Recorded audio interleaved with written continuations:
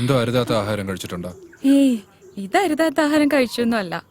ഭദ്രേട്ടനൊരു അച്ഛനാവാൻ പോവാ. സത്യം? സത്യം. ഇപ്പൊ ജെസിയും കുട്ടിയും തിരിച്ചു കിട്ടിയില്ലേ?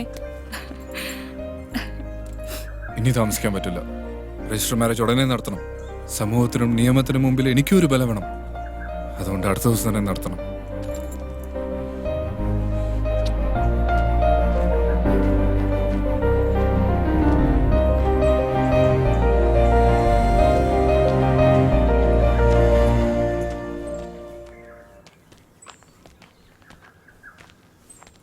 ആ തിരുവേനി ഒരു രജിസ്റ്റർ ഉണ്ട്, ഒന്ന് ഒപ്പിട്ടോളൂ.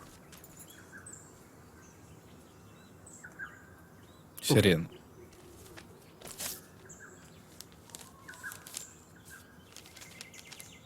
പ്രിയപ്പെട്ട അമ്മാവന് വധുവരന്മാർക്ക് എൻ്റെ അഭിനന്ദനം. ജയശ്രീക്ക് അവൾ ആഗ്രഹിച്ചതുപോലെ ഒരു ജീവിതം കൊടുക്കാൻ എനിക്കായില്ല. അമ്മാവനെ പിരിഞ്ഞതിലുള്ള ദുഃഖം മാത്രമേ അമ്മയ്ക്കുള്ളൂ. അമ്മ എൻ്റെ അടുത്തുണ്ട്. അമ്മാവിൻ്റെ എല്ലാ തെറ്റുകളും അമ്മ ക്ഷമിച്ചു കഴിഞ്ഞു. അമ്മാവിൻ്റെ സന്തോഷമാണ് എൻ്റെയും അമ്മയുടെയും സന്തോഷം. അടുത്ത അവധിക്ക് ഞാനും അമ്മയും ഇല്ലത്തേക്ക് വരും. ഫോൺ വിളിച്ചാൽ എടുത്തില്ലെങ്കിലോ എന്ന് കരുതിയാണ് കത്തയക്കുന്നത് എന്ന് സ്വന്തം അനന്തരവൻ വിഷ്ണു. എങ്ങനെയുണ്ട് ചേച്ചി ഞാൻ പറഞ്ഞത്? എന്റെ ചേച്ചി തിരിച്ചു വരും ഞാൻ പറഞ്ഞില്ലേ?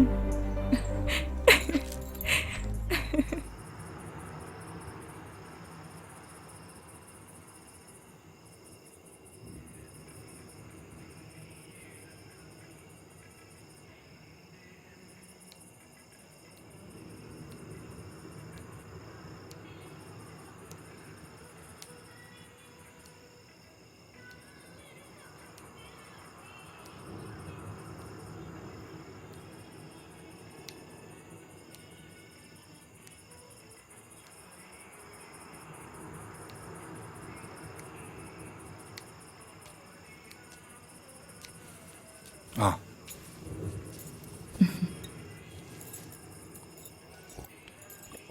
നമ്മൾ നാളെ 11 മണിക്ക് രജിസ്റ്റർ ഓഫീസിൽ എത്തണമെന്നാണ് രജിസ്ട്രാർ പറഞ്ഞിരിക്കുന്നത്.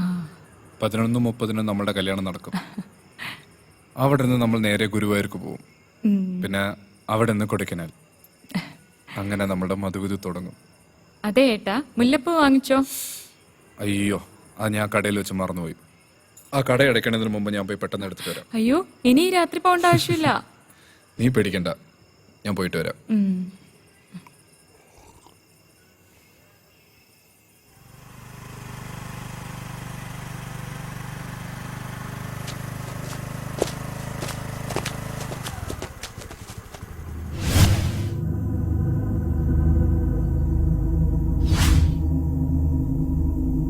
ആരുടെ നീക്ക് വഴിമാറടാ.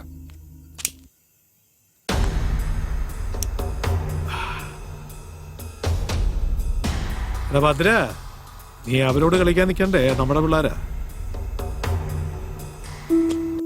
കുറിപ്പ് പ്രതികാരം തീർക്കുള്ള സമയമല്ല അത്. എടാ, നീ വിഷ്ണുവിന്റെ ഭാര്യയെ വെപ്പാട്ടിയായിട്ട് വെക്കുന്നവരെ ഞാൻ അറിഞ്ഞായിരുന്നു കേട്ടോ. പക്ഷേ നീ അവളെ കെട്ടാൻ പോകുന്നവരെ ഞാൻ ഇപ്പോഴാണ് അറിഞ്ഞത്. നല്ല കാര്യമാ. എടാ, ഞാൻ പരോളിൽ ഇറങ്ങിയതേ നമ്മൾ തമ്മിലൊന്ന് കാണാൻ വേണ്ടിട്ടാ. ഇറങ്ങി വാടാ ചേറ്റേ.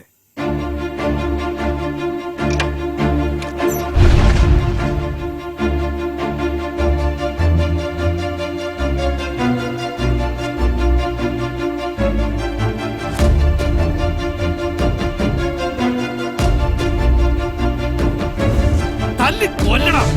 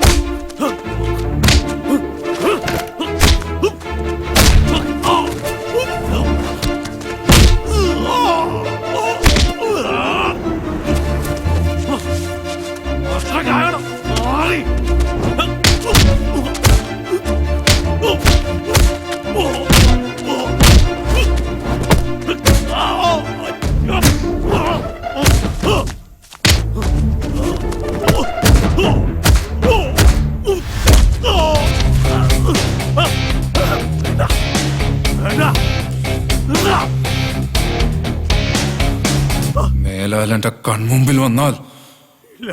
വെട്ടിക്കേറിക്കളയും ഞാൻ.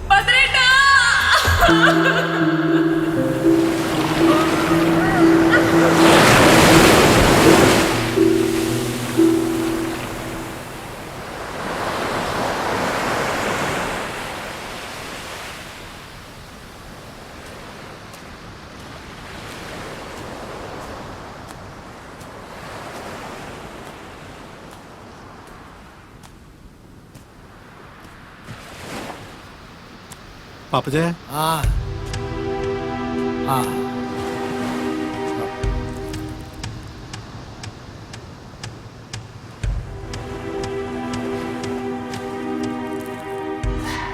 എടോ, താൻ എന്തിനാ ഇതിനിടയ്ക്ക് ഒരു കൊലപാതകം കൊണ്ട് ഉണ്ടാക്കാൻ പോയത്?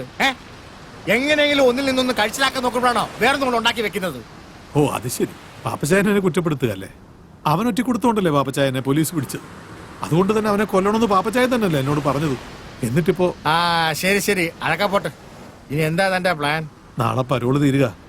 ഞാനവിടെ ഹാജരാവേണ്ടതാ. ഞാൻ പോകത്തില്ല. ആരും കാണാത്ത സുരക്ഷിതമായ ഒരു സ്ഥലത്തോട്ട് പാപ്പച്ചായൻ തന്നെ എന്നെ ഒന്ന് മാറ്റണം. അതിനാണല്ലോ ഞാൻ ഇങ്ങോട്ട് വന്നേക്കണത്.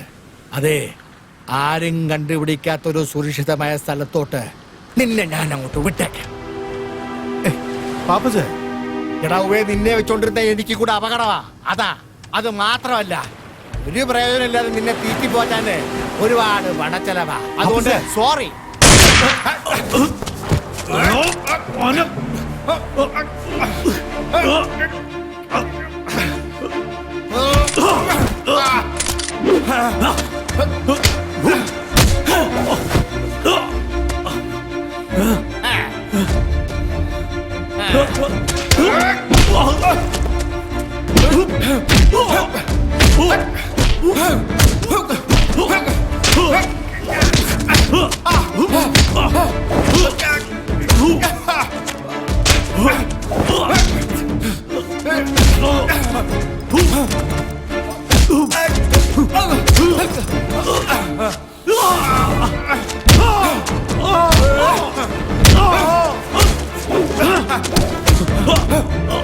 Oh!